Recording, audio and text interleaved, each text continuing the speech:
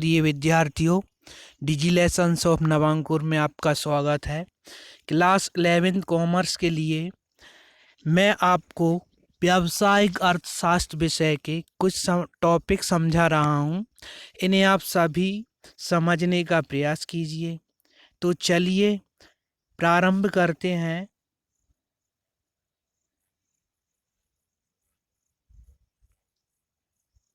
अध्याय 1, जिसका नाम है अर्थशास्त्र क्या है या अर्थशास्त्र का एक परिचय।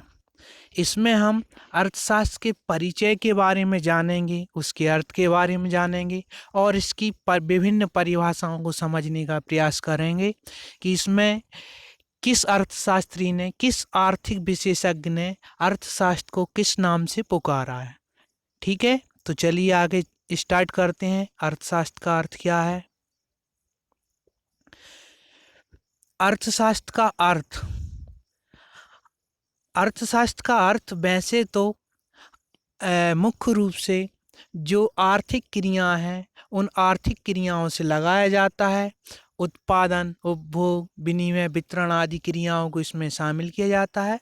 लेकिन अर्थशास्त्र में समय परिवर्तन और सभ्यता के विकास के साथ साथ इसमें परिवर्तन होता रहा है। इसके क्षेत्र, परिभाषाओं एवं अर्थों में भिन्नता आती गई है, इसलिए इसको परिवर्तन या विकासशील समाज का शास्त्र भी कहते हैं। आप देख रहे हैं कि अर्थशास्त्र का एक अर्थ टेक्स्ट के रूप में आपके सामने है। इसमें लिखा है कि मानव ज्ञान की अनेक शाखाएं हैं।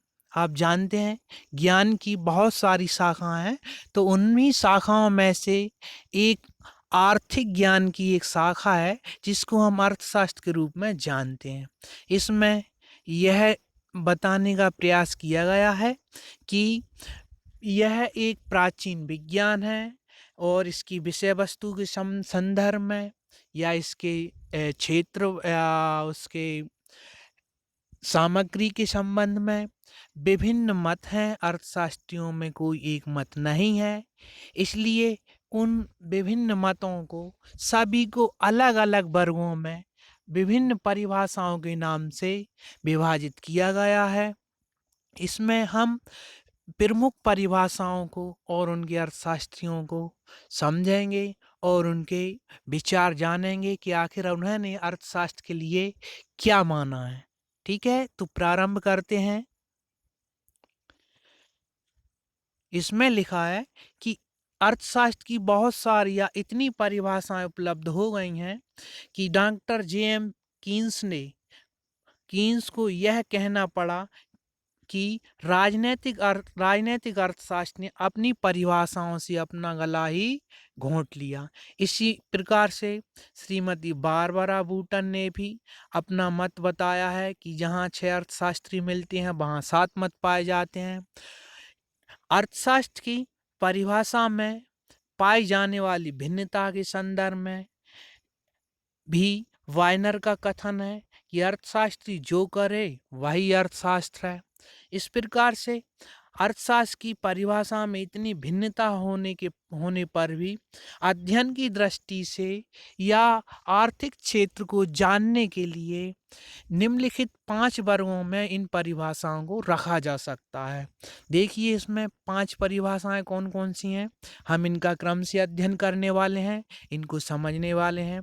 पहली परिभाषा है धन संबंधी परिभाषा, दूसरी परिभाषा है कल्याण संबंधी परिभाषा, तीसरी दुर्लभता संबंधी परिभाषा, चौथी आवश्यकता विहीनता संबंधी और 5वीं जो है विकास संबंधी परिभाषा। इन परिभाषाओं को हम विस्तार से समझेंगे, क्रम से समझेंगे और यह परिभाषा के प्रमुख अर्थशास्त्री कौन है। तो देखिए स्टार्ट करते हैं अपन। पहली परिभाषा धन संबंधी परिभाषा। मैं बता दूं आपको, प्राचीन अर्थशास्त्रियों में जितने भी प्राचीन अर्थशास्त्री थे उन सभी में सबसे प्रमुख अर्थशास्त्री माने जाते हैं Adam Smith. Professor Adam Smith को अर्थशास्त्र का जनक भी माना जाता है। क्यों? क्योंकि इन्होंने विश्व में सबसे पहले आर्थिक क्रियाओं का क्रमबद्ध रूप से अध्ययन किया और वैज्ञानिक रूप से उन्हें प्रस्तुत किया है। इसलिए इनको अर्थशास्त्र का जनक या अर्थशास्त्र का पिता भी कहते हैं। अब इन्होंने जो परिभाषा दी है अर्थशास्त्र की, वह परिभाषा धन पर केंद्रित है, धन से संबंधित है। तो इन्होंने अर्थशास्त्र को धन का विज्ञान माना है। धन का विज्ञान मानने के साथ साथ यह अपनी परिभाषा में धन को सबसे महत्वपूर्ण सभी क्रियाओं का केंद्र बिंदु मानते हैं। तो देखते हैं इनकी टेक्स्ट के रूप में दी गई परिभाषा। देखिए आप, धन संबंधी परिभाषाओं में प्राचीन अर्थशास्त्रियों में एडम स्मिथ शुमार हैं, एडम स्मिथ प्रमुख हैं। उनकी जो पुस्तक है, इस सन को आप ध्यान रखिएगा क्योंकि यह ऑप्शन में आता है, ओटी में आता है। 1776 में अपनी पुस्तक वेल्थ ऑफ नेशन, राष्ट्रों का धन में सर्वप्रथम अर्थशास्त्र की परिभाषा इन्होंने प्रस्तुत की थी। एडम स्मिथ के और भी अनुयायी हैं। इन्होंने धन को ही अर्थशास्त्र की विषय वस्तु माना है, अर्थशास्त्र धन को ही अर्थशास्त्र सामग्री माना है और उन्होंने अपने अपने विचार प्रस्तुत किए हैं। आप देखिए, सबसे पहले हमें एडम स्मिथ की परिभाषा को मानना है, जानना है, समझना है और बाकी इनके सहयोगियों के नाम भी आप जान सकते हैं। एडम स्मिथ के शब्दों में जो कहा गया अर्थशास्त्र को, वह कहते हैं अर्थशास्त्र धन का विज्ञान है। यह राष्ट्रों की संपत्ति के स्वरूप एवं कारणों का अध्ययन करता है। और उन्हीं प्राचीन अर्थशास्त्रियों में ये 3 अर्थशास्त्री, नंबर 2 प्रोफेसर जेबी से, प्रोफेसर बाकर, प्रोफेसर जे.एस. मिल के मत भी शामिल हैं। तो यह धन संबंधी परिभाषा है। आपको प्रारंभ में दी गई 2 लाइनें और एडम स्मिथ की परिभाषा को इसके आंसर के रूप में लिखना है। ठीक है, तो आप इसमें समझ गए होंगे कि प्राचीन अर्थशास्त्रियों में एडम स्मिथ जो हैं, उन्होंने सबसे पहले अर्थशास्त्र की परिभाषा दी और उनकी परिभाषा जो है धन संबंधी परिभाषा है। उन्होंने धन पर केंद्रित सभी अध्ययन किया है अर्थशास्त्र के क्षेत्र का और धन को ही महत्वपूर्ण माना है। तो उनकी कुछ विशेषताएं हैं, उनकी परिभाषा की कुछ विशेषताएं धन संबंधी परिभाषा की, उसको आप थोड़ा सा याद कर सकते हैं। हो सकता है कि ये भी आपको आंसर के रूप में मिले। तो देखिए आप, धन के शास्त्र की विशेषताएं, सभी जगह उन्होंने धन को महत्वपूर्ण माना है। जैसे पहले नंबर पर धन ही अर्थशास्त्र के अध्ययन का केंद्र बिंदु है। फिर वो कहते हैं धन का स्थान प्रथम है और मनुष्य का स्थान बाद में आता है। फिर मनुष्यों के विकास से ही राष्ट्रीय धन में वृद्धि संभव है, या मनुष्यों के विकास से ही राष्ट्रीय धन में वृद्धि हो सकती है। फिर मानव मात्र के समस्त सुखों का आधार भी उन्होंने केवल धन को ही माना है ना। तो इस प्रकार से इसकी विशेषताएं भी बन जाएंगी परिभाषा की। अब हम देखते हैं दूसरी परिभाषा। दूसरी परिभाषा देखते हैं क्या है। दूसरे नंबर की जो परिभाषा है, कल्याण संबंधी परिभाषा है पार्ट 3 में। तो कल्याण संबंधी परिभाषा मध्ययुगीन या मध्य युग के अर्थशास्त्रियों ने विकसित की है। उन्होंने अपने विचार के रूप में इसको संग्रहित किया है। अच्छा, इसमें कल्याण संबंधी परिभाषाओं में सबसे महत्वपूर्ण जो योगदान रहा है, वो रहा है प्रोफेसर मार्शल का। उन्होंने क्या कहा हम देखते हैं अपनी भाषा में, अपने शब्दों में। यदि हम इसको जानेंगे तो मार्शल का कहना है कि केवल धन का अध्ययन ही नहीं होता, बल्कि व्यक्ति के साधारण जीवन के व्यवसाय संबंधी क्रियाओं का अध्ययन इसमें किया जाता है अर्थशास्त्र में। वह कहते हैं कि व्यक्ति का भौतिक कल्याण धन से ही हो सकता है, तो धन केवल साधन है, साध्य नहीं है। इसलिए उन्होंने कल्याण को महत्वपूर्ण माना है। उनका मानना है कि यदि धन से मानव का कल्याण हो सकता है, मानव की समृद्धि सुख हो सकते हैं, तो ही धन महत्वपूर्ण है, अन्यथा धन का कोई मतलब नहीं है। तो इनका मानना है कि केवल धन का अध्ययन करना उचित नहीं है, बल्कि ये उन क्रियाओं का अध्ययन उचित है जिनसे मानव का कल्याण हो सकता है। तो इन्होंने कल्याण पर विशेष ध्यान दिया है, इसलिए इनकी परिभाषा को कल्याण संबंधी परिभाषा कहा गया है। देखते हैं टेक्स्ट के रूप में। देखिए नंबर 2 इनकी परिभाषा, इनके शब्दों में अपन थोड़ा सा समझने का प्रयास करते हैं। यह क्या कहते हैं? इनकी मेन परिभाषा जो है नंबर 1 प्रोफेसर मार्शल के नाम से, इसको आप याद करेंगे और लिखेंगे। ऊपर जो हेडिंग दी है, टेक्स्ट दिया है, यह टेक्स्ट केवल एक तुलनात्मक रूप से बताया है।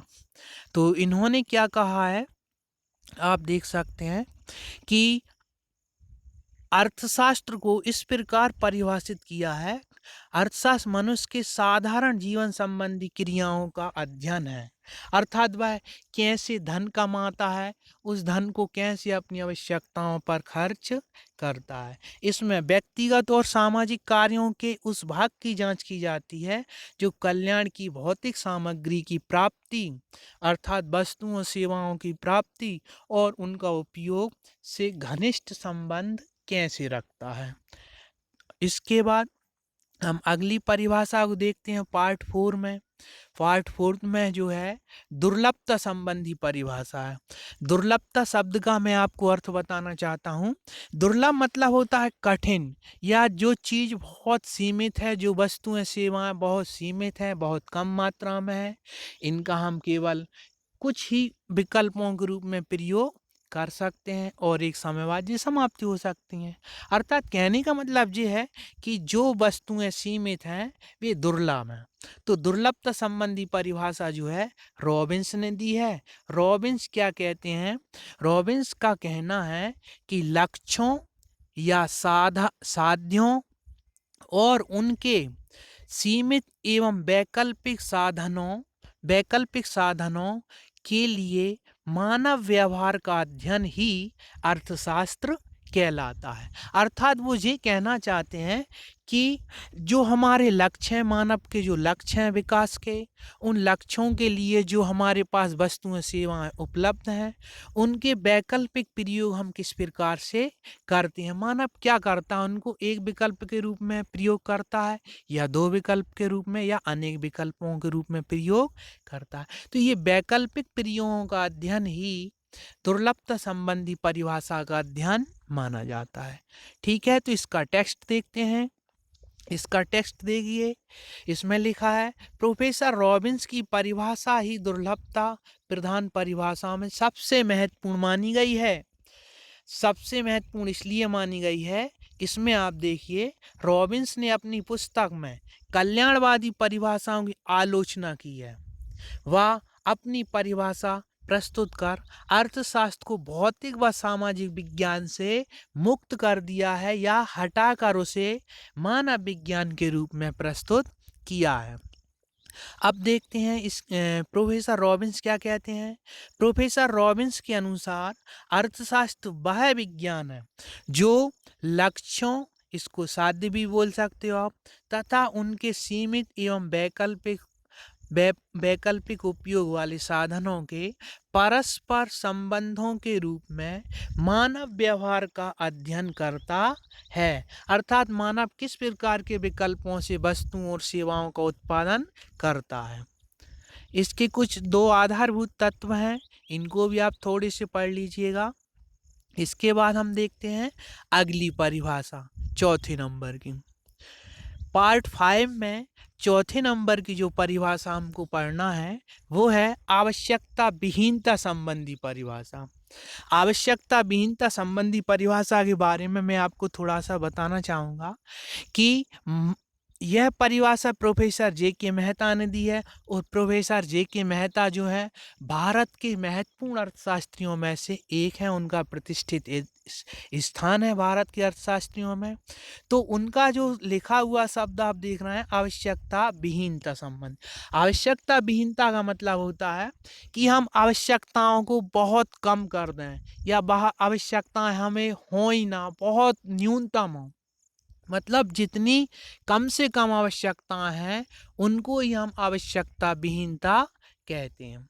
जैसे हमें बहुत सारी आवश्यकताएं होती हैं, उन आवश्यकताओं को हम महसूस ही ना करें, उन आवश्यकताओं को हम ज़रूरत या उनको आवश्यक ना समझें, तो यह स्थिति जो है आवश्यकता विहीनता संबंधी स्थिति हो जाएगी। तो इसको देखते हैं अपन क्या कहना चाहते हैं। आवश्यकता उत्पत्ति इसमें लिखा है, इसमें मैंने ये लिखा है कि आवश्यकता की उत्पत्ति जो है चलती रहती है। जैसे कि एक आवश्यकता की पूर्ति होती है, दूसरी आवश्यकता उत्पन्न हो जाती है, यह क्रम लगातार चलता रहता है। उदाहरण के लिए मैं आपको बता दूं, और आपको यदि अभी साइकिल मिली है चलाने के लिए, तो आपको लगेगा कि मोटरसाइकिल की आवश्यकता है। मोटरसाइकिल की आवश्यकता मिल जाएगी, प्राप्त हो जाएगी, पूरी हो जाएगी, तो उसके बाद आपको फोर व्हीलर गाड़ी की आवश्यकता महसूस होने लगेगी। फोर व्हीलर के बाद उसमें कई फैसिलिटी की आवश्यकता महसूस होने लगेगी। तो यह आवश्यकताओं की उत्पत्ति या क्रम इनका निरंतर चलता रहता है, ये अनंत है। और फिर यदि हमें आवश्यकताओं की पूर्ति नहीं होगी, आवश्यकताएं बढ़ती रहेंगी, तो हमें कष्ट होगा, दुख होगा। इसलिए वह कहते हैं कि अधिकतम संतोष मानव को आवश्यकताएं घटा के या आवश्यकताएं न्यून करके या आवश्यकताओं को नियंत्रण करके ही प्राप्त किया जा सकता है सुख को। तो वह आवश्यकता विहीन संबंधी परिभाषा के संदर्भ में मानी जाएगी। इसका टेक्स्ट देखिए आप, और ये जो शब्द लिखे हैं उन शब्दों से ही पूरा टेक्स्ट आपको क्लियर हो जाएगा। देखिए इसका टेक्स्ट क्या बोलता है। सुप्रसिद्ध भारतीय अर्थशास्त्री प्रोफेसर जे.के. मेहता ने अर्थशास्त्र की नवीन परिभाषा देकर अपना नया ही दृष्टिकोण प्रस्तुत किया है। उनका दृष्टिकोण पाश्चात्य देशों के अर्थशास्त्रियों से भिन्न है। पाश्चात्य देशों का मतलब है जो पश्चिमी देश हैं, जैसे अमेरिका, यूरोपियन जो देश हैं, उन देशों से जो दृष्टिकोण है अलग है। उनका मत है कि आवश्यकताओं की उत्पत्ति मनुष्य को दुख का अनुभव कराती है, क्योंकि आवश्यकताओं की पूर्ति नहीं होगी तो मनुष्य दुखी होगा। इसलिए आवश्यकताएं अनंत भी हैं।